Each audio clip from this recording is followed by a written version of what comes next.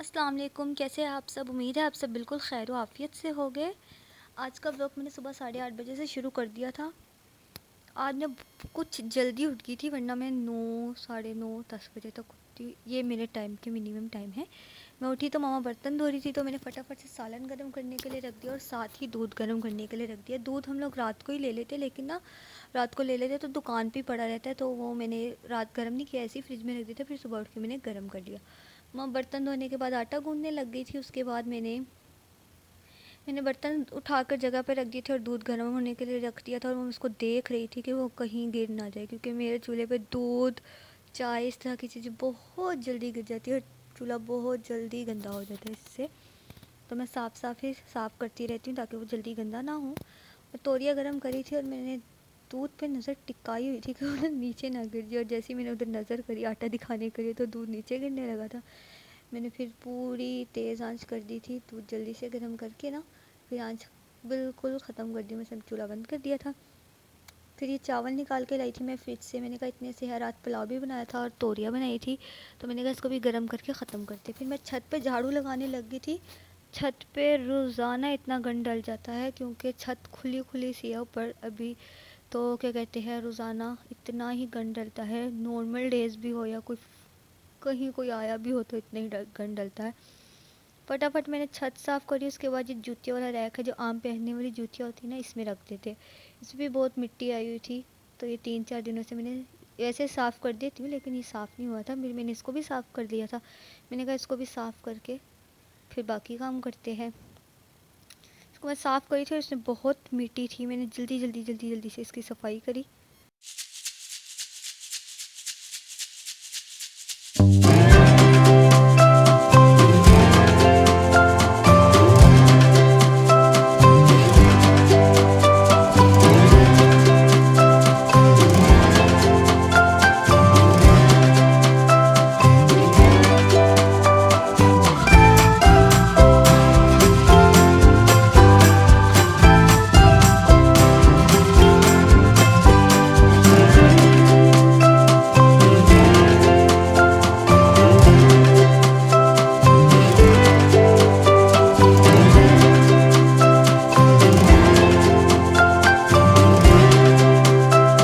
सफाई करने के बाद मैंने छत का आधा हिस्सा साफ़ कर लिया था, मसलन इधर वाला हिस्सा साफ़ कर लिया था और बाकी रह गया था। फिर मैंने कहा उधर भी झाड़ू लगा देती, और ये मैं बिछा दी थी ताकि इसी के ऊपर जूतियाँ उतरे। फिर मैं दूसरी जगह की सफाई करने लग गई थी।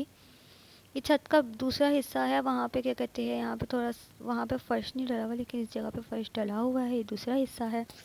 सफाई कर रही थी मैंने बहुत अच्छे से, यहाँ पे भी झाड़ू लगाया, और यहाँ पे मिट्टी मेरे नाक में बहुत घुस रही थी, और मुझे ना बहुत ज़्यादा नाक की भी गुदगुदी सी हो रही थी, बहुत ज़्यादा।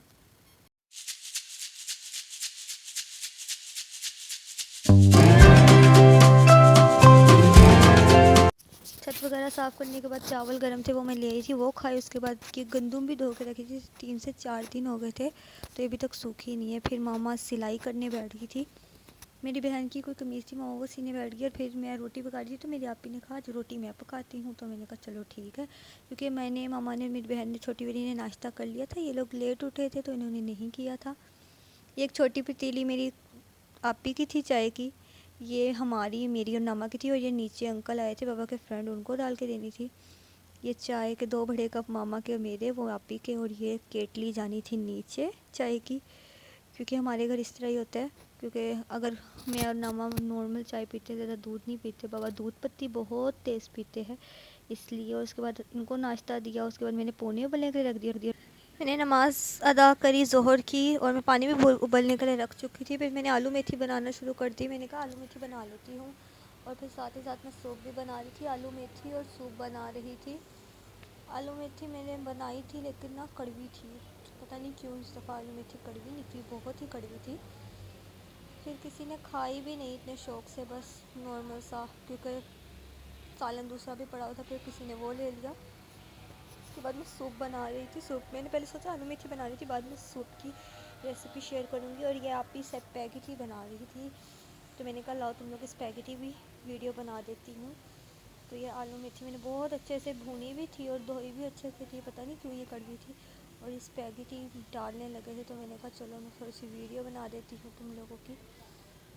बहुत मज़े की स्पैगेटी भी बड़े मज़े की बनी थी, लेकिन थोड़ा सा स्पाइसी था। थोड़ा सा शायद आप ही के हिसाब से ना हो, क्योंकि आप ही इतना स्पाइस खा लेती है, लेकिन मेरे हिसाब से बहुत स्पाइस थी।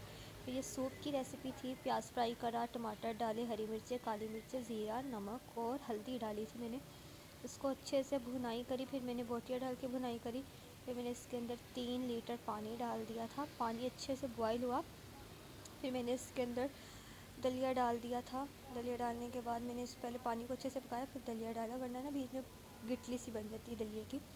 अच्छे से मैंने बनाया और ये सही से कैप्चर नहीं हो रहा था, और फिर मैंने सही से इसकी वीडियो बनाई।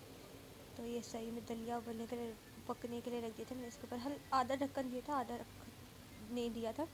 बर्तन भी पड़े हुए थे, मैंने कहा ये भी धो लेती हूँ। ये खाने से पहले के बर्तन थे, चाय वगैरह की पतीलियाँ। और ये दलिया भी तैयार हो चुका था, मसलन सूप तैयार हो चुका था, और ये दूध उबल रहा था।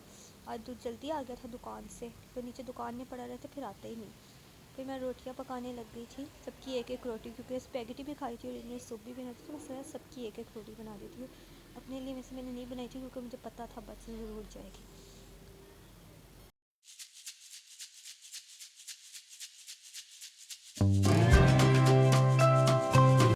आज बस इतना ही काम किया था। वीडियो अच्छी लगी हो तो लाइक, शेयर एंड सब्सक्राइब ज़रूर कीजिएगा, ताकि मेरी हर आने वाली वीडियो का नोटिफिकेशन आप तक पहुँचे।